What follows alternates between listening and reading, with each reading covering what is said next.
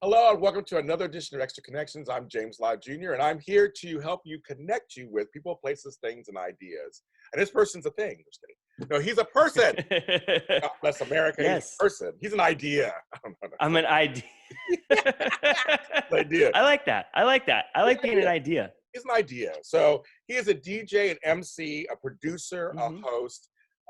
We know mutual friends. We came through hmm mutual places like AfterbuzzTV. So we're going to talk to him, hmm see what's going on, and connect with them. My new friend, Jack Farmer. Hi, Jack. Hi, James. Thanks for having me on.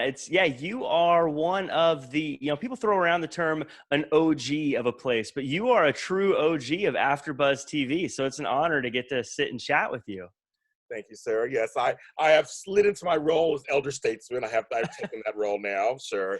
No, yeah, Yeah. I was there 6 years. So yeah, I was there a long time. It's crazy how the years stack up so quickly. I felt like before they went on their recent hiatus that I was still a new guy, but I also had just finished a year of being there.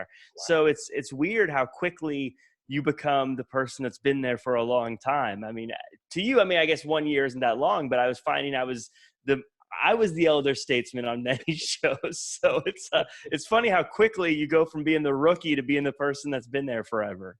Very true. And it's really funny because I came in AfterBuzz, and I'm going to ask you a story too a little bit because I got in there. I got in there kind of through the back door. I had a friend of a friend of a friend of a friend who said, you hmm should do some hosting. I have a radio show. So I did radio, which was my number one thing. I wanted to do radio. I never thought about Yeah. television. I was like, television, okay. Yeah. But they're like, we have a show they're going to do. You should come on and get guest host every once in a while. So I did that for like 4 months.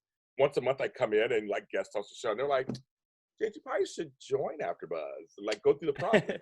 Even though I knew the whole process, I was doing it already. So I really Yeah. was like this newbie who was kind of there part time. I wasn't there a lot, and then all of a sudden now I had been there 6 years. And I'd done over 805 hours of television there. Like it was crazy. Ooh. Oh, it was crazy, crazy. Ooh. Created shows Yeah. there, produced things. I did a lot there, and I'm like, I did all that. 6 years, kind of crazy. Right. And it's to be fair, I gotta give AfterBuzz credit in the sense that they kind of throw you into whatever you want to get thrown into. And I think, and that's just how life is. You kind of start doing stuff. Like I remember the first time I was a lead host on a show, I was thinking, I don't know what I'm going to talk about for 45 minutes. I don't know what I'm going to say, what I'm going to do. You figure it out and you get through it. But it's a great way of them being there to support you, but also they kind of just say you got to figure it out, and it's a cool, scary experience that I think you can kind of get addicted to. That like, well, I tried this, now I want to try that, now I want to try this, And it's so live. And it's live. yes, and when you've done any live shows, you start to appreciate people who do live shows a lot more because you realize that you don't have as much control over what comes out of your mouth on a live show that you think you do. Let me sip my tea on that one because I've done a few things over the years. I've been a little shady over the years myself. And you go, well, it was live. I was in the moment. It's kind of, it just purple diarrhea just came out. Right. It's a weird balance where people, because people want you to say something interesting or different or edgy, but you can't cross a certain line. You can't go one way or the other. So it's a very weird balancing act you have to do. And you have to continue it for, as I said, a certain amount of time. With AfterBuzz, it's supposed to be typically like 35 to 45 minutes, which again sounds easy in your head. But when someone puts a microphone in front of you and says, okay, talk for 45 minutes, you go, what was I going to say? I know. I come from radio, so there was no cameras on me. So you can do all kind of things not worry about. So now when you're in front of the camera live, you got to go, well, how you look, don't pick your nose, don't suck your teeth, and you're trying to, and who do you look at? Your guest, your co-host. You look at the camera. You look over here. It's a whole art form to it. There really is an art form to it, and folks who do it really well, where they know. And see, I'm one of those people because I am shady. I do a lot of asides to the audience. I'm always like bringing them in. So I was like, Yeah. that's what she said, didn't she? I talk to the audience a lot, and I'm known Right. for that. And so but it's an art form to know how to do that because you have to still be. You can break the fourth wall kind of and talk to people. But you also have to make sure you're still in the room. It's Right. Yeah, exactly. And it's something I remember, by the way, going back and looking over some of your original shows is always a learning process and kind of painful too. I look back at some of my old shows recently and I didn't think about what the camera was seeing. And I was just looking down at the laptop, looking at the live chat. And so the whole time I look like I'm half asleep. So I'm just like looking down like this. And I'm in my mind, I'm listening. I think, yeah, this sounds great. Because then when someone else is talking, you kind of turn off and you're just like looking at this at the live chat. And then it's your time. You're like, so anyways, blah, blah, blah. You know, and you know, looking back, you're like, what's this guy doing? You have to like learn to balance that a little differently. Yeah, no, because also sometimes the engineer may flash to you randomly. I'm just Right. like, why am I looking over there for? Like, what's going on? Like, I don't know what I'm doing. I'm thinking I'm off camera. So I'm like, why am I doing this? Or why am I like, what am I doing over there? Right. I had one person tell me once, it was like years ago in my early episodes, why is Seamus look so mean off camera? Like, they keep flashing to him. Like, I didn't think I was on camera. I wasn't looking mean. I was like, just kind of, like you said, they were talking. So I was like, whatever. I'm like, I'm not mean. I'm not mean. I'm really happy to be here. Yeah, you can definitely get that staring into the like distance, like you're thinking about somebody, just like those are all things that you have to consciously, you have to like learn to always be like, like, I guess actively listen, which is a good skill to have. But the problem is we learn to actively listen to a camera and not to the person. But also, it's funny. You mentioned. I'm funny you mentioned lead. I think I've never talked about this with anybody. Lead hosting is a whole different animal because you're the moderator. You have to control the conversation. You have to make sure that everybody gets their time in when you have a topic. Because you do a lot of wrestling stuff. I did a lot of soap stuff, a lot of after show things. So it's like you have to get the topic in. Also, you want to make sure you get your point in too. And if you're watching the clock. And you also have people, they're flashing different things on the screen sometimes. You may have media you're showing. You need to cut to this video, cut to this picture. Like, there's a lot. I mean, if you have a guest, you're like thinking, okay, make sure. It's a lot of work, isn't it? Yeah, it's absolutely a juggling act. Where you're trying to balance so many things, and you never know how people are gonna, like, you try to time things out. I always try to like make sure I figure out how much time certain things are going to be, but it never plays out the way you think it's going to. No. As you mentioned, I do a lot of the wrestling shows, and there'll be like a match that's interesting. And so I'll say, hey, panelists, how did you feel about this match? In my mind, I think this is going to be a good 2 or 3 minutes. But let's go, oh, it was great. And then you're like, okay. Or vice versa. You're like, I'm just going to ask them real quick, hey, what'd you think about this? And it'll be like 1 second. And then they'll go into like a 10-minute talk. And you're just like, or that. Yeah, exactly. Yeah, and you're like, I don't want to cut them off because they're making points, but at the same time, you got to look at the clock. And so you're trying to predict this completely unpredictable thing, and while it's happening, make sure it's still interesting and entertaining and it looks good. And it's like that thing where it's like rub your belly and pat your head at the same time for the right amount of time. And it's fun. It's kind of addictive, but it's the first time you do it, it's so stressful. I'm actually glad you said something that I always tell younger hosts and newer hosts. We're also there to entertain. That's kind of almost like our number one thing, is to entertain, because they have a million choices on YouTube. They have a million choices on a podcast to listen to. And I always say, with all that, we're saying all this stuff, but it also means you have fun. You should have fun, have a good time. And once you lean into it, you do it enough, you're fine. But it should be entertaining. I'm glad you said it, because I tell our hosts, your number one job is to entertain. Yes. I mean, yes. They can get their information anywhere. They can do recaps they can read it in a magazine. But you're there to actually give them something to join in with, right? I mean, especially with wrestling, that's what you're doing, right? Right. And I always try to think of it. I think so many people, particularly with wrestling, but I think it goes with movies and everything else. But wrestling particularly, people who talk about it always seem to try to be the smartest person in the room and try to predict things and understand things and know better than anyone else.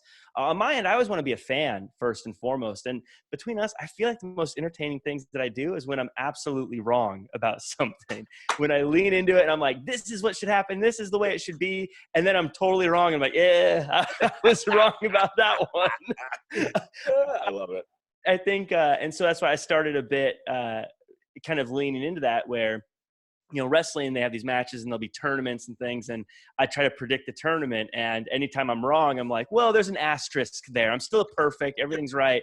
Perfect with an asterisk is what I'd always say. And so it became a bit that like, how many asterisks do you have? Like, well, that doesn't matter. It's just, I'm still perfect. I get everything right. But, there's a little asterisk next to it is all. You are good. So you are good. I've watched your hosting, and I don't know a fuck about wrestling. I haven't watched wrestling since the 90s when it was Steve Austin or whatever back then. Right. I remember the 80s. I'm old, so folks, I'm in my 50s. So I remember, Hulk Hogan when he was Hollywood Hogan. I remember all that stuff. Yeah, that's the good stuff. Al Lubin, all that stuff. Roddy Piper and all that. I remember all that. Yeah. That's the good stuff. It is the good stuff, right? It's good. I mean, but I don't know anything now. But I've watched you guys, and I think, I know all of your colleagues, basically. I know almost all of them, because a lot of them are OGs too. Yeah. For years. But you guys make it interesting. But you make it interesting. You have like that, I know because you're also MC DJ a lot. You have that voice. You do. You're like, I'm like, okay, I don't know what he's saying, but I'm totally into it. I'm like, okay, sure. Okay. Sure, why not? I appreciate that. I think it just becomes, at the end of the day, I'm a fan, and getting into AfterBuzz and getting involved with everything. The reason I got started is I knew Flobo Boyce, who a mutual friend, and I started watching the AfterBuzz after shows because he said he was doing it, and I was just supporting him. But we would text each other stupid wrestling questions all the time and like hypotheticals and whatever. We were just we were nerds about it, and so we just text each other constantly. And eventually he was like, Jack, you should just try out and be a part of it. And I was like, oh sure. I think it's half of my life has been because I was like, sure, let's do it. Okay, we'll try it. One of these days, maybe someone will tell me to try a real job, and I'll have a normal job. But no.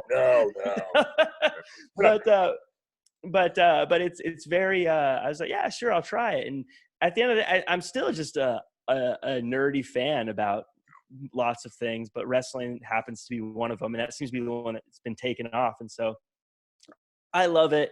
I would be chatting about it whether or not I was on a TV show, and I think that's sort of the beautiful part of it, Well, that is kind of when I started AfterBuzz, that was the motto: friends who enjoy a show, you're talking about it. That was kind of the mission of all the shows. And I've done so many different kinds of shows, but I know the ones that have, like, wrestling's big. That's a big franchise in the AfterBuzz world. I do the soaps. That's a big franchise in AfterBuzz. Yes. World. And wrestling soaps, very similar.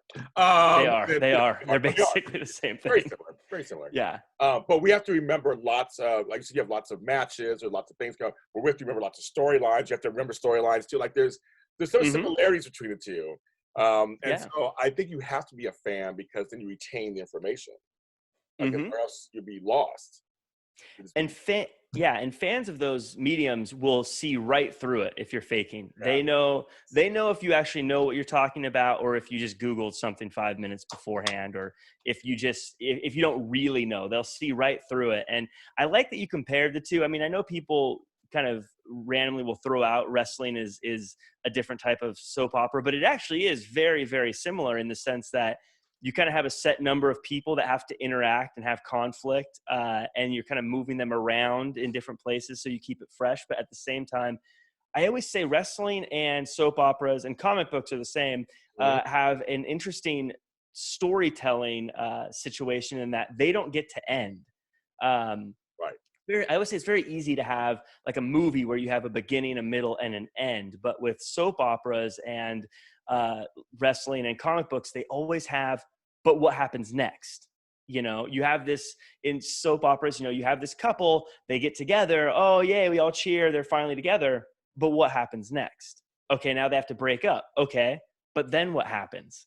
And you have to always have something continually happening. You don't get to just have and then they're happy together forever. That doesn't happen. You have to always have the next thing that happens. And I think that's why that storytelling is so fascinating, because you have to find a way to, if you have that couple break up, you have to find, well, what's this guy going to do after he's broken up? Okay, he can't just say, oh, I'm divorced and now I'm living the good life. He has to have another conflict. Well, who's he going to conflict with? We got to find someone else you know, and is this the biggest story on the show at the moment, or is this a smaller story on the show at the moment? And it's actually really fascinating, I think, in all those mediums, how they balance those and how they keep those stories going and how they keep things fresh. And I think it's a fascinating art form in general, telling a never ending story.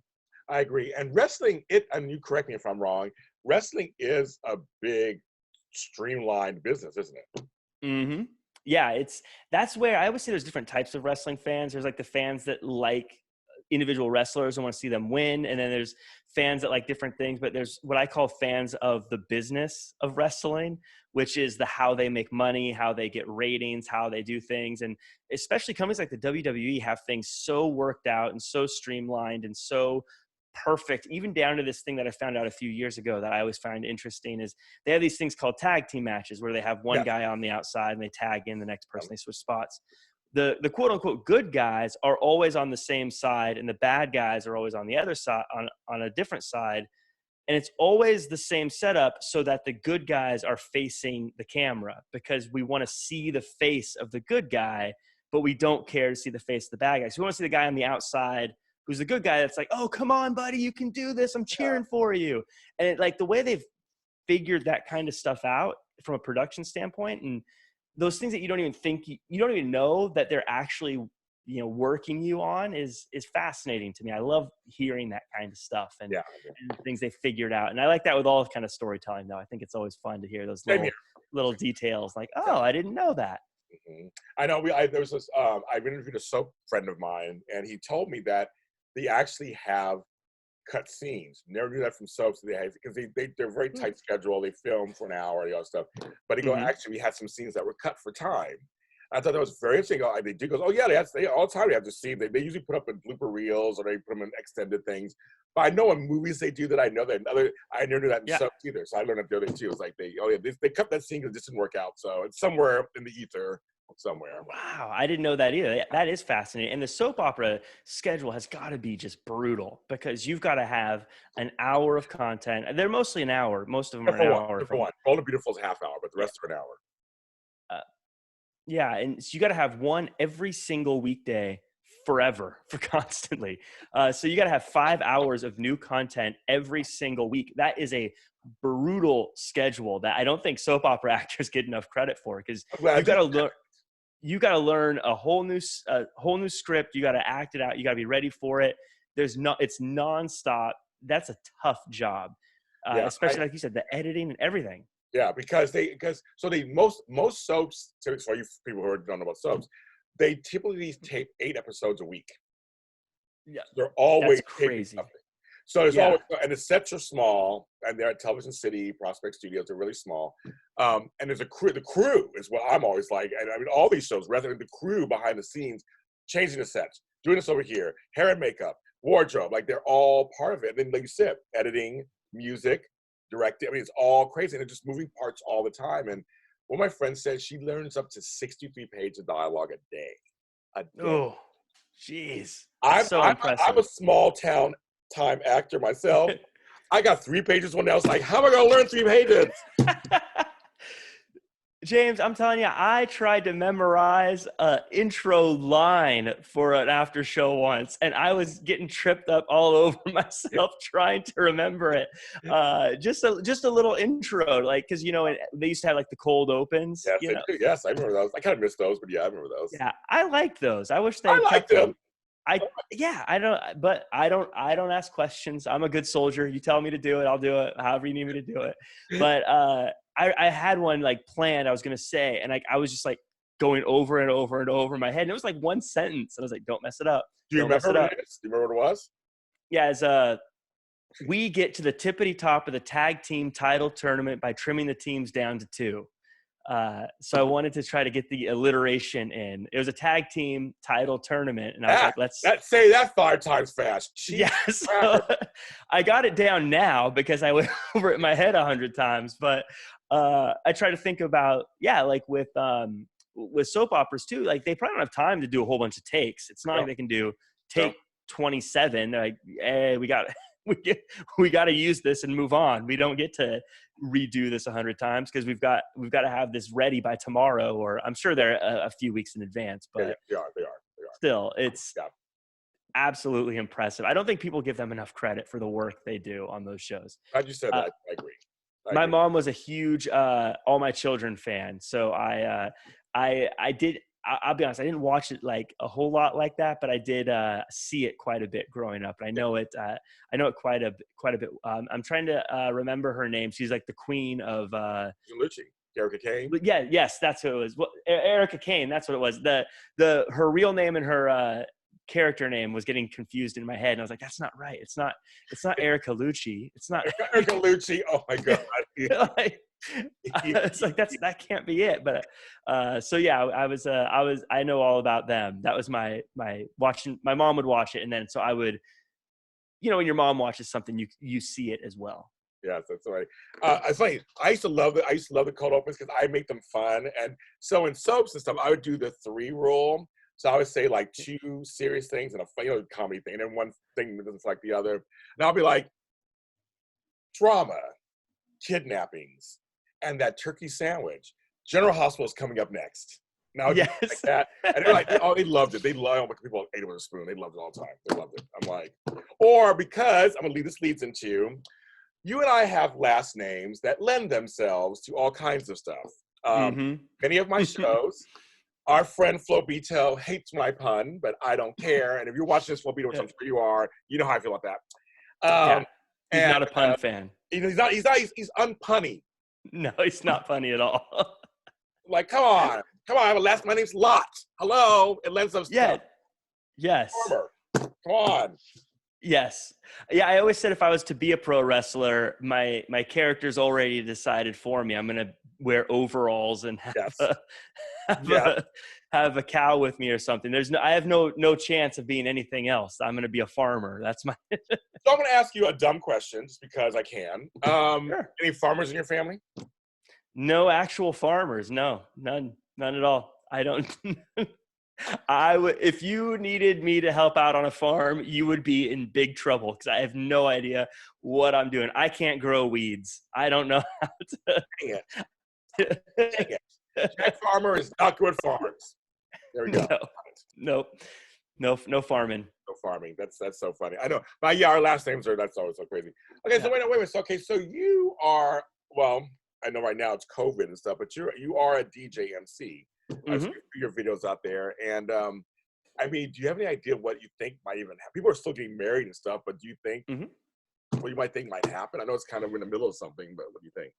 Yeah, I think, look, I don't know any better than anyone else, so don't take my input as anything official. But I think that as next year gets rolling around, we'll start getting back to normal. My thought is, I've had the chance to DJ a few weddings since this whole COVID thing happened. Had to wear masks, had to do a lot of safety procedures, but they're happening. I think people are going to have gatherings one way or the other. And this is kind of a weird thought process, but I believe that the NFL is going to get groups back together, whether they're wearing masks or not. I think the NFL is one of those things that just in America is something that people aren't going to give up. I think the NFL has 32 billionaires that run it, and I don't think they're going to just let that whole thing slide. For better or worse, again, I don't know anything about viruses and things like that. I'm one of those guys that just sort of does what the news tells me to do. I guess I'm a sheep. I don't know. I'm a sheep. Yeah. When the CDC says wear a mask, I say, cool, I'll put on a mask. No big deal. Me too. But I feel like business is going to make sure that things get going again. And I think the NFL is one of those things that we as a country are going to say, we want the NFL. I think the NFL has the money and the power to make it happen. I think that's going to be that catalyst that sort of pushes things back into people having gatherings again. Whether it's right or wrong, I don't know. I just have a feeling that's going to be sort of the thing that happens that does it. I don't think the NFL is going to take a year off, and I can't imagine the NFL not having fans in the stadium either. What makes a good wedding DJ? This is DJs aren't supposed to say this part. This is going to be a hot scoop for you, James. This is something that DJs don't say. I'm ready. The guests are more important than the DJ at the end of the day. The guests wanting to have a good time and the guests wanting to have fun are the most important part of a wedding. As a DJ, if you can be the best DJ in the world, but if everyone's a fuddy-duddy who doesn't want to have a good time, it's not going to do any good. I think from the DJ standpoint, to answer the actual question, though, you need to have a DJ that's not selfish, not going to tell you what you need to have at your wedding or what you need to have at your party, but listen to what you want and find a way to make that work. Similar to, I guess, being a radio show host or a TV show host. You have your personality and you have your style, but at the end of the day, you need to find a way to fit that to what the show is about. And as we talked about before, about being entertaining and not just saying, look, I'm a DJ, I know what works, just listen to me, but to go, okay, let me look out. This crowd has people of a certain age range. This crowd is probably going to dance to a certain type of music versus another. Like if it's a group full of people in their early 20s, then 70s music probably isn't going to work too well. Yeah, right. Vice versa, if it's a group that knows 70s music, they're going to love it. And they're going to say, yeah, this is awesome. Right. It's not about me saying, no, this one song or this one artist that no one's ever heard of is something you need to hear. It's about getting rid of the ego, looking at who's there and finding a way to help them have a good time, as opposed to just playing whatever I want, if that makes sense. Because I years ago, back in the late 80s or 90s, I was a DJ at a couple of small clubs in Sacramento. I did that, had my Gemini mixers and all that stuff. Nice. I did it, but I wanted to explain to people that even I was told by the management, there's certain music you played at certain times of the night. But also then I was given freedom to, try out new records, try something I heard or whatever. But there was parts of that job where it was like a business, again, like a business. You're like, okay, yeah, the crowd at midnight wants to hear something slutty and sleepy. They want to get into it because now it's the turn of the night. So now, and then there's certain songs, you got to play those certain 5 or 6 songs that everybody wants to hear. They're hot right now. You got to play those at some point. And you may play them early in the evening, but you got to play them late because the crowd comes late. There's all these things that go. So I always wondered for wedding DJs too, I get you kind of answered the question a little bit. It's that how do you infuse having a good time yourself, playing the music that you think will be good for them, but also you have to watch them and watch the crowd, I guess, and play. Yeah, I'm sure. Yeah. Yeah, and it's funny because it's different than clubs, but it's not that different from clubs. Because like you said, the timing of things is so important. There are certain songs that will kill late in the night that will just fall flat if you play them too early. Yeah. Oh, yeah. Ooh, if I play Turn Down for What at 6 p.m. while the sun's out, it's not going to do nearly as good as it would later in the night. People don't want to hear Pony by Genuine while dinner is playing. You know what I mean? It's true. It's true. Is that funny? It's true. Yeah, they want to hear it later after they've had a ton of drinks and it's dark and it's late. Like that's when you want to hear that. So it's really not that different in that regard. I think with clubs you do get a little bit more flexibility to play whatever you want. And I think as a DJ you should only play stuff that you would enjoy. I mean, sometimes you got to play stuff you don't enjoy because if there's a song that's a banger and you don't like it, you still got to play. You still got to play it. Yeah, play it. But I would say you got to find the joy in it. Like even if it's a song that maybe I don't like that well, if I see everyone else is having a good time with it, then that becomes the fun part for me. That becomes the part I like is, wow, everyone really loves this song. That's something I'm going to embrace and enjoy. And, as an example, it's kind of dated now, but for a while, the song Get Lucky was a really popular song. For me, it wasn't bad, but it was like, I wasn't super into it. But for a long time, it was a really hit song. And so instead of enjoying the song, I'd be like, I enjoy the way the people react to the song and get into it. And you find enjoyment in that instead of just hearing it, if that makes sense. I'm a date myself because I'm like, I can. I remember at midnight for a while, Poison by Belle DeVoe is what I had to play. I love that song. It was like that beat, and it was like midnight drops. that beat, everyone would fly to the dance floor and just lose their shit. And I Yeah. thought, that's interesting. And at the end of the night, many times we play "We Are Family" by Sister Sledge. That's how we do it in the evening. So everybody kind of, we are family. Everybody's like, everybody's drunk. I love you. And at the end of the night, and then they're all kind of move on their way. And it's a slower song. The lights kind of come up. You're hiding yourself because it's bright, and then you kind of move out. But you're right. There's certain songs. You're right that you can't play them earlier in the evening. They make no sense. They make no sense. You can't play shots. At 4 in the afternoon. Right. And you can't play a lighter song late at night because people are like, this is corny. I don't want this now. I want something cool. Belle Belle DeVoe, fun little story. I DJ'd a wedding and Ricky Bell was there. And so I played that. And, it was a fun, I didn't know. And I just randomly played it. And then it was weird. He appeared out of nowhere. And I was like, oh my goodness, this is crazy. I always, to have some DJ in the weeds chat. I always love to do Poison and Motown Philly together. That's my combo with those two. That's a great combo. Because they go together. They go together really well. Well, I used to always do back to back. Grooves in the Heart by Delight, and then Rhythm is a Dancer by Snap. Back to back. Oh, those are good too. Those are fun songs too. Fun songs. I mean, there's songs that you just have to dance. Like you can't just not move. Right. Yeah. You don't sit at the table tapping your foot to Rhythm is a Dancer.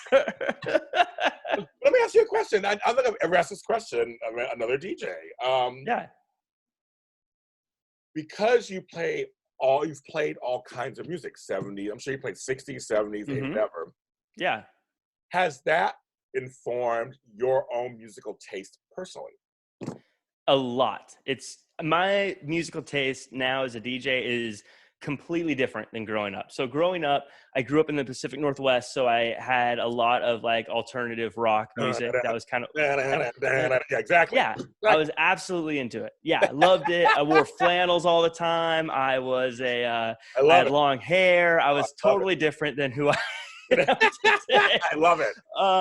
And I guess my heart's still in it. I still have love for that kind of stuff too. But now I definitely have it's weird. Now I listen, when I listen to music, I think, what is this song for? What is it? Its purpose? Is it for riding in the car, singing along? Is it for karaoke, to sing along? Is it for dancing? Is it for, what would I use? Is this for dinner? Where would I play this song? What is it? When they wrote this song, what were they thinking it was going to be played at? Where was it for? And now I appreciate songs that hit that more than this is an obvious one, but I love Uptown Funk because it's made for dancing. Yeah. When Bruno Mars made that, and I guess Mark Ronson made the song. Let's give credit where credit's due. When Mark Ronson made the song, he wanted dancing. He wanted people to dance. He wanted people to have a good time, and it does exactly that. That's exactly what it's trying to do. Where other songs, you can tell they're ballads. You're supposed to sing along with them, Firework by Katy Perry. Baby, I'm a fire. Exactly. You're supposed to get into it. And that's kind of how I look at music now, is I like to think about what is this song for when they made it? What did they want from this song? And so that has impacted a lot about how I listen to music. And so now I'm a huge fan of songs that have nothing to do with alternative rock, even though that's kind of all I listened to growing up. Yeah. I know it's funny. I mean, now that I do music, it's really weird because now I was a huge music fan growing up. I mean, everything, whatever. But now that I'm a recording artist, now it does inform my music that I do, and I listen to. I hear music differently now because now studios, I'm producing and I'm writing, and now I hear songs differently. Old songs, new songs. It's very interesting now. I have that musician's ear now. I think I got it. It's but I'm also, I have the DJ ear, and I have the musician. I mean, it's all kind of it's helped me with some songs I'm very proud of that I've done. But those things have all kind of been colliding now for me. And I just didn't think about that when I started that. So now when you hear music, you're probably hearing certain things and going, oh, that's a little thing they did there.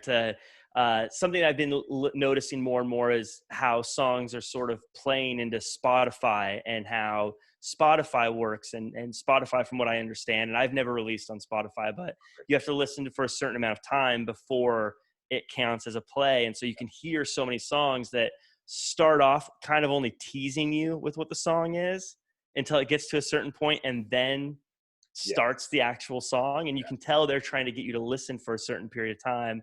And you can also hear how a lot of songs feel like they're trying to not, this is, I guess, an opinion side of things. So a lot of songs feel like they're trying to not stand out. Like, I think a lot of songs want to blend in nowadays with other songs so that when someone's listening on Spotify, they don't think, I'm going to skip this song. It just kind of becomes background music that plays while they clean the house.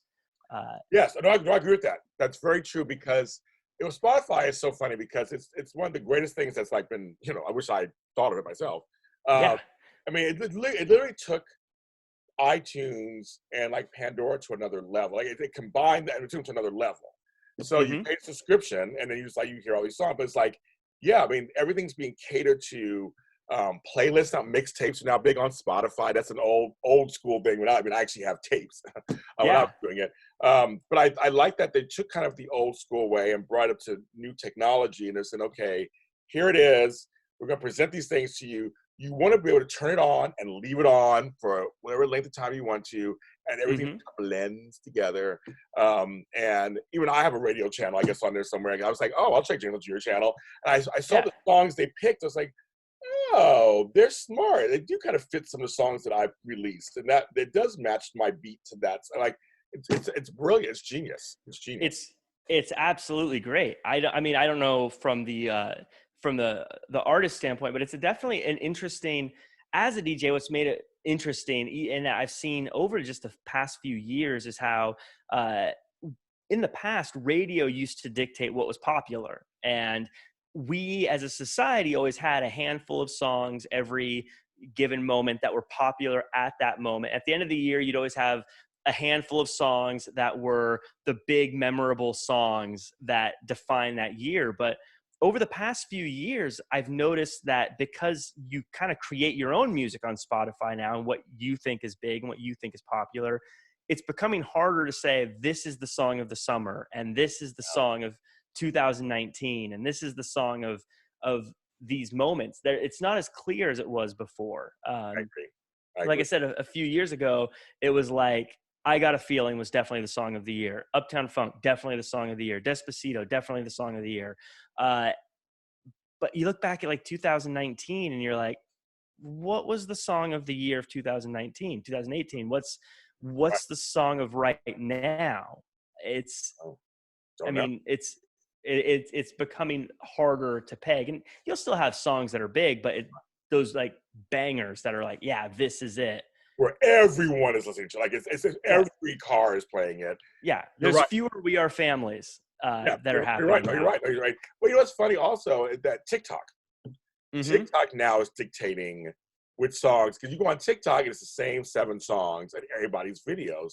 And so then I was like, oh, that song's interesting. So then you go to Spotify, find the song, and then so it's like I'm seeing how TikTok's influencing also what songs are becoming big. I think that Savage song. Savage. That's how Beyonce on it. It went #1 on the charts. Like it's like this whole kind of she put a song on. I read some songs on TikTok and they did really well. But I got thousands of hits. I'm like, oh, okay. I guess it's weird. I mean, I love, again, go back to our whole thing about the inside business of things. Yeah, I'm a huge fan of like the music industry and seeing how things move and sell. And I used to read Billboard magazine every week. Stuff. And I still go online and read it sometimes. But I was really heavily, I used to get the actual magazine and read it. And I see how things, when SoundScan came, like we could do a whole different thing, and how we're going to, mark how things are sold. And I remember years ago, Prince put out an album where when you bought a tour ticket, you got an album with it. So it charted. It was for Musicology back in 2004. Yeah. And no one had done it before.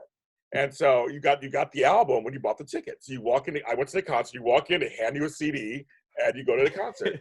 But it's so, it went to the top 10, and the music was like, well, that's not fair. Is it fair? Is it not fair? I'm like, but you're like, well, people did buy it. Right. The ticket was $75. That was part of the ticket, I guess. So they actually stopped that. But they grandfathered him in and said it's fine. But his album was like top number 3 the whole summer because his tour was a hit. But I thought, but that's ingenious to me. That's kind of like, why not? I mean, for the fans. One of the great injustices of music is that we all know Prince is an amazing performer, but he doesn't get nearly enough credit for how smart of a businessman he was as well. Because if I might be misspeaking here, but he owned all his music, I believe. Yes, he did. That was the whole point. He taught me that. He said, you own your masters. You should own everything. Right. Which then, so I don't think people realized when he was selling music, it was more than when other people were selling music. Like for each song, it was more for him than it was for whoever else. So even though, like, let's say an Eminem sells maybe more records, Prince could still potentially make more money because it was his and not the company's. That's the thing, because people don't realize, and I mean, there's this famous TLC behind the music that everybody talks about back in the day, where they break down why they were broke. They had the #1 album in the country.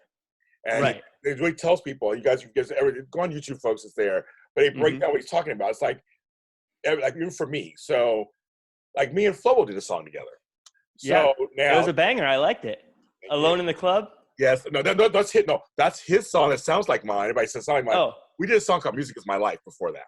Oh, okay. Sorry. I love Alone in the Club. I love Alone in the Club too. Everybody's like, it sounds like a James Lott Jr. song. I'm like, it's his song, but I appreciate that.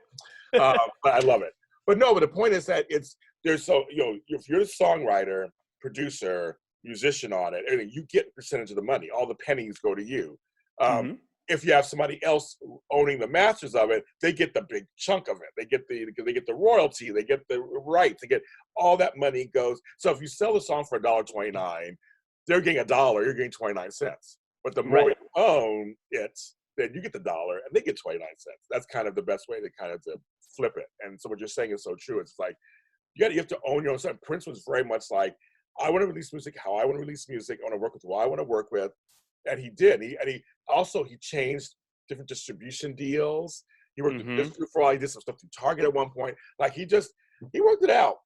Yeah, he was a very smart guy. I think if he wasn't such a good performer, we would all know this, but he's such a good performer that which is what you should be as a performer. We were all distracted by how good he was performing. We didn't stop and realize that he's actually behind the scenes an incredibly smart person as well. Also really represented his town well, where he's from as well also. He did. So yeah, he's such an icon in every sense of the word. I'm a huge Prince fan. I should say, just to cover my bases, I don't know what Eminem makes on these. He might also own his masters as well. I just threw that out. I just picked his name out of a hat. I don't know.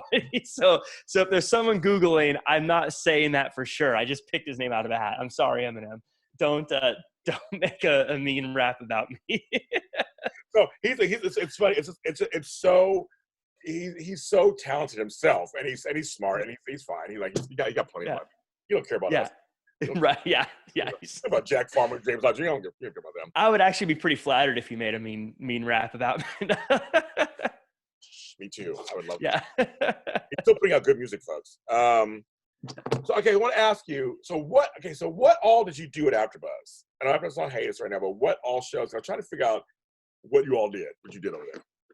Yeah, so I got kind of put in the wrestling group primarily for most of the run, but my first full show was I did the Another Life After show, which is a Netflix show about people who go to space to find another life. Oh. I also did a show called Unbelievable on Netflix, which was a crime based on a true story mini series kind of thing, and the rest of it was pretty much wrestling. I did I was on the Raw after show and NXT after show with Flobo. He got me on those. I did their pay-per-view after shows. I also did, I wrote for them quite a bit for the wrestling stuff. And I did the green screen or the White Room show. Yeah. I had a few of those as well. So I like just trying different things. So I was trying to kind of move around, but I definitely found a bit of a niche. I never know which one it is.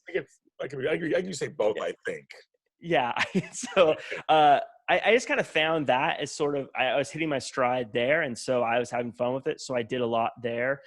As now that they're on the hiatus, I am interested in, I'm going to definitely stay there because I like talking about the wrestling stuff, but I'm hoping to try some new things I'm working on right now. So we'll see. Anything you want to lean and let us know about? It's just us. Yeah. No, I mean, it's definitely nothing like secretive, but I do want to get, I've been thinking about, I want to do like an old school radio show, speaking to a Oh, former yes. radio host. I've been thinking about doing like I want to start doing like a top 10 weekly countdown of just songs that I love like. it.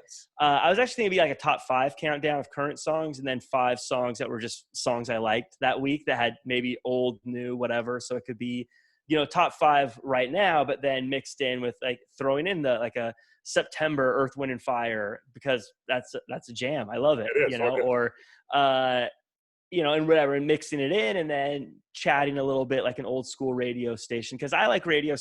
I'm a big radio fan as well. I didn't realize I was a radio fan until later in life, but, I was growing up, but I didn't realize how much I liked it until I just thought, I was like, oh yeah, I like listening to music. I like listening to the radio. I like knowing who the DJs are on the radio. And it wasn't until later I was like, yeah, I liked it more than other people did. You know what I mean? Like, I thought it was normal to care who the DJs were and care what they're into and what kind of music they play and stuff like that. I thought everyone did that. It wasn't until later. It's like, no, Jack, you were weird. No one. Oh, you were born later. That's all. Because when I was coming up, that was important. We knew Yeah. Wolfman Jack. We knew Shadow Stevens. We knew Casey Kasem. We knew Rick Dees. Mm-hmm. Like, those were. I mean, when I was coming up, that wasn't. So you just born a little late. That's all. When us, we were into that. We knew Richard Blade. We knew Mark and Brian. We knew the DJs. That was the whole point.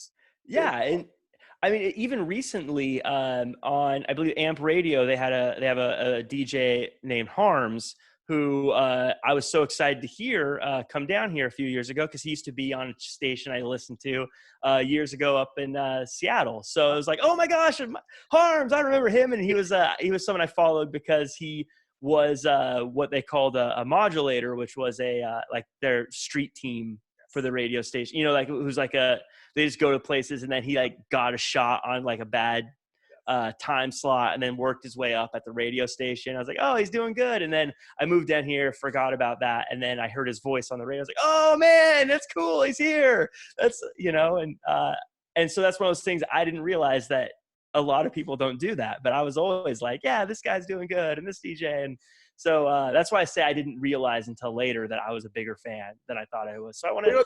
I feel like I was a dinosaur, so I'm like hearing this because I when I came to AfterBuzz, I had my own radio show already, so I was already doing that. I was in radio, and radio's popular. Radio's not going anywhere, folks. Radio's out there, it's working. But I met a guy at AfterBuzz. We did a show together for Zoo on CBS, Cameron Lewis, and we became best friends. We're still friends to this day.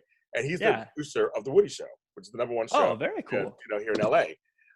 And so, but he had loved radio too, and he's like 100 years younger than I am too. So he was like, I was like, but you're so young. He goes, well, I love radio. I go, do you? Like, I just felt like I was this dinosaur who's like, I love radio, and back in the day, and morning shows. I love that stuff. I love it. Yes, there's a magic to it, and I don't know how to explain it, but there's just a magic to creating a world with just your voice and just sound, and being a part of a passive part of people's lives, because so many people turn on the radio in the morning as they're getting ready for work or whatever, or like driving in the car. And that's why I say, yeah, I agree with you. I don't think radio is going anywhere, because in the car, people still listen to the radio more than they listen to Spotify or their iPod or anything like that. The radio still is the king tastemaker when it comes to music, and where people get a lot of information from. So I agree. I don't think radio is going anywhere. It's just not as flashy as it was, maybe. Right. It's like Steve Harvey's big in the morning, and Big Boy and all them. And there's still people who are doing stuff that are impactful. It's just that you're right. It's just not this. It's not #1 anymore, so to speak, in people's minds. They love podcasts. They love Spotify. They love Pandora. They love Sirius. Those things are all good too. I'm like, radio ain't going nowhere though, folks. The average person listens to radio. It's like, a lot of us are all, uppity and stuff. We do all this other stuff. But a lot of folks just like, I'm not on Twitter. I'm not on Instagram. I listen to radio. They're just plain folks who just like, that, like you said, that's like usually how you use passive. That's their thing. They turn it on. Get in the car, turn it on. Favorite station. They want to hear those same 5-10 songs, a little bit of banter, and then they're done. Well, it's something that I think a lot of times people like the flashy new thing, and we all do, I guess. We all have that thing about us that likes the flashy new thing. But I always think about how everyone's like, yeah, TikTok is amazing, and it's cool. but I also think we said that about Vine and Snapchat and all these other things. But what's the social media platform that they say influences elections? It's Facebook still. It's still the big monster that it always has been. Just because Grandfather of them all. it's still we all act like, oh, no one cares about Facebook anymore. No, it's still the most influential one that holds everything together. It's just not the flashy new kid on the block. And that why all these other apps come and go, and maybe they'll stick around. But just because it's not the flashy one everyone's talking about, it doesn't mean it's still not just dominating. And that's how radio is. People still listen to radio just fine. That's how I feel. I'm not the flashy new thing. I've been around for a long time. I'm not going nowhere, bitches. You're flashy new to me, James. Thank you. Around 13 years. I'm not going nowhere. I'm staying. Get rid of me. I like radio. You're going to listen to me. Yes. I don't know, but it's funny. But no, that's true. Everything you say, I agree with. I think it's just not. The new thing is fun. I've jumped into it too. I'm like, oh my God, it's shiny, shiny object. And then it's like, but there are things that Twitter's still around. It ain't gone nowhere. People thought Twitter would go, it's still influential. It's like, don't get rid of the tried and trues. They still, and again, a good song's a good song. A good show's a good show. And I think a good personality is a good personality. Those things just don't go out of style. Right. I mean, I'd rather be somebody who quietly just continues and keeps going than we're flaming out fast and that's it. And then you're like, done. I want longevity. I want to be here I want to be doing this for a long time. Right. Well, that's because I think you come at it from the right perspective, which is you enjoy it. And you're not, I think people who want to get rich doing things want to be the people who blow up fast and make a bunch of money. But if you enjoy what you do, then you'd rather be the person that has longevity because you want to keep doing it and you want to keep having fun with it. Not just say, oh, I got 1 million followers on a social media app that was popular for 2 years and then it disappeared and now I'm done. Yeah. Was where I like to think I am. I have fun doing this. I'll chat. I'll talk all day. I'm a chatty cat. You always want to have fun. You always want to have fun. I'm going to ask you a question because when this airs, we're filming this before, when this airs, your birthday will have passed. And I want to ask you, because a lot of people, what do birthdays mean to you these days? Because when we're kids, we're all excited. It's our birthday, you get presents and cake and everything. As we get older, like what does it represent to you? It is interesting how they start off like, man, I can't wait for my birthday. My birthday's only 6 months away. I can't wait for it to happen. Oh man, I'm only 3 years away from being the birthday I want until like, ugh. This isn't that good. I'm not a big birthday celebrator. I guess I used to be, maybe not even used to be, but I've never taken too much from them. I usually will just like eat poorly on my birthday and then move on from it. As I get older, it's really more of a reminder that, you want to make sure you're pursuing things you want and that you don't have forever and that you can't squander, 5 years doing something you hate and then think that everything will be okay. That you can, time can slip by quickly. And if you're not doing something that you enjoy, you'll wind up having never done something you enjoy. And so for me, it's kind of more of a reminder, like make sure that you're enjoying all this because that's all we have, I guess. That's a great way to look at it. No, I agree. I agree. For me, when I turned 40 is when I changed my whole life. I changed everything, where I lived, the career. I'm to where I'm at now. So I started this whole thing 11 years ago. And so it was really interesting because I was always like 40, okay. Then I turned 50 and it was very uneventful, actually. It was like, I didn't have a big party. I was in Pittsburgh, home in Pittsburgh. I have a house, but I was in Pittsburgh. I was away from the family, everybody. It was kind of like, oh, I'm 50. I mean, I knew it was coming and stuff. And it was like, and part of me looks in the mirror and go, really? I've been here half a century? I'm like, okay. But it was oddly uneventful, but I did feel like you did. I kept going, okay, you're doing good, James. You like what you're doing. Just keep going because now I turned 51 this year. It was during COVID. So it was early in COVID. So there were a lot of things were closed. I had no choice to do anything. So I was a little reflective. I wasn't around my family or anything for my birthday. And it was kind of like, okay, James, you're doing okay. You like where you're at in terms of your career. Now you're on the other side of 50. So now you're kind of feeling like, okay, well, I have another good maybe 30 years left. That's, good. Maybe you start feeling those, and not even being morbid, just kind of going, okay, well, I mean, how long do I want to work? I mean, how long do I, do I start working towards that? And you're right, trimming the fat, just like this isn't working anymore. I dropped something like that was cute at one point, not anymore. I don't really want to do that. So I'm gonna turn this way now, which you can do. You can do right. That. And it's as mentioned, and look, I don't want to act like I just spend all my days doing nothing but stuff I enjoy, like frolicking through fields and stuff. By the way, I feel like if you had a birthday during COVID, it doesn't count. So I know, exactly. It didn't happen. It's like having a birthday on the 29th of February. It doesn't happen every year. So this year didn't happen. It's not real. I'll take it. But yeah, I think it's just something to be consciously aware of. My first jobs out of school weren't jobs I loved. They were good jobs. They were good companies. It wasn't like a bad thing, but I was like, I'm not happy doing this every day. And it starts to wear on you if you're not happy. And, again, I always say, I'm sure LeBron doesn't like waking up and shooting free throws for hours, getting ready for his games, but so you shouldn't expect everything to be fun, but you should feel fulfilled and you should feel happy what you're doing. Now, that doesn't mean you get to do whatever you want, but what you're doing should be building towards something that makes you happy and not just some intangible, I'm getting paid and I can use money to do something. But like, I enjoy chatting, I enjoy talking, I enjoy what we're doing now. So this makes me feel fulfilled and happy. I enjoy that. Like, that's a good thing. And that's something that I work towards. And like when I DJ, I love DJing. Now there's parts of DJing I don't like. I don't like lugging gear around. I don't like wrapping cables. I don't like, prepping timelines and things like that.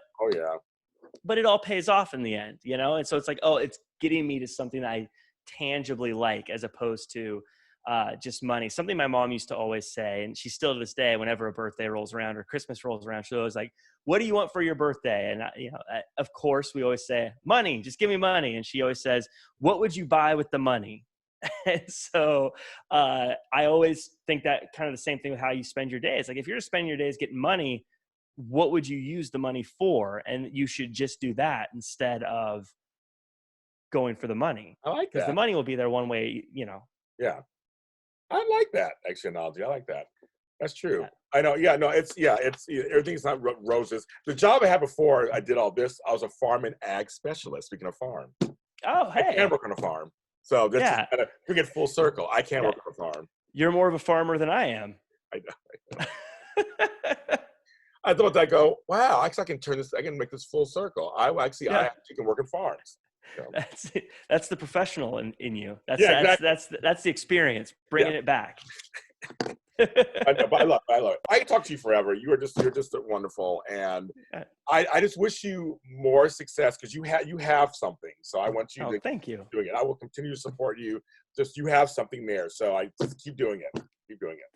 Thank you. Well, right back at you. I appreciate that. And what I've loved most about living in Los Angeles and living in Southern California is that there's so many people here with dreams, and so many people here who want something big, and that I feel like a lot of us do a really good job of supporting each other. And it's a really empowering thing. I've had a great experience with the people I've met here. And so I appreciate you having me on, and I appreciate chatting with you. Yes, we'll do it again. And I don't know if any of your shows, I can come on any of your shows. I have no idea what I can talk about, but we'll figure something out. We'll make it fun. It won't matter. Exactly. I'll be wrong for a change. Yes. I like that. Yeah. So tell folks, now's your time to promote whatever the F you want. So promote it out there. Perfect. Well, I always like to let people know you can find me at jackcfarmer.com, as well as at RealJackFarmer across all social media. You can also check me out on the Wrestling with Your Questions show with Flobo every Thursday at 3 p.m. Pacific time. I also sub in every now and again as a guest host on the Everything Tournament on Tuesdays at 5 p.m. Pacific time. Sorry. I'm remembering because the main host is on the East Coast. So it gives me the 8 p.m. time, and then I have to do the math and figure it out. So 5 p.m. Pacific time, where I don't know if you've seen the Everything show, James, but it is a blast. Basically, we make these tournaments and we just put different pop culture things into the tournament, and we have them battle it out, and listeners vote on which one they think is better until we have a champion. So this last week we had matchups like Mario, the video game character, versus Darth Vader. What? We had Walmart versus Olive Garden. We had and it's a tournament, so they keep going. So it's like Olive Garden versus Mario, and how do you argue that? I don't know. You have to watch the show. It's an interesting. I gotta watch. I gotta watch. It's fun, and while we do it, we have people vote, and the winner gets all the way to the end, and we crown a winner every week, or every couple weeks. So it's a good time. Check that out as well. Oh no, I'm gonna check that out for sure. That's right up my alley. That's right. Yeah, maybe you should be a guest sometime. I think you'd be good at it. I'd love to. I know a lot of stuff. I'd love to. I'd love to be a guest. Mm-hmm. Yeah. I love that. That's great. And I'm James Lott Jr. You can follow me where all James Lott Jr.'s are sold at James Lott Jr. and all social media platforms. I mean, like everywhere at James Lott Jr., even on TikTok, bitches. TikTok. Yes. And JLJ Media is everywhere too on all social media platforms. This is on JLJ Media on YouTube. And then we have JLJ Media on every streaming service you can think of. I'm talking like Deezer, Spotify, Google, Apple, everything, iHeartRadio, everything. So go ahead and like, subscribe, comment, be kind, and rate. And if you want to comment, please. If you have anything you want to say to him, say to me, fine. I'll take it. But I love the conversation. I love connecting with you. So that's the whole point of the thing here. And Extra Connection Show is on Facebook. We have a Facebook page. Go ahead and go there where I post more things about the guests I have on and all our wonderful shows and guests I've had before. Thank you, everybody, for watching. Thank you, everybody, for listening, if you're listening. Please wash your hands, wear a mask, and be kind to each other.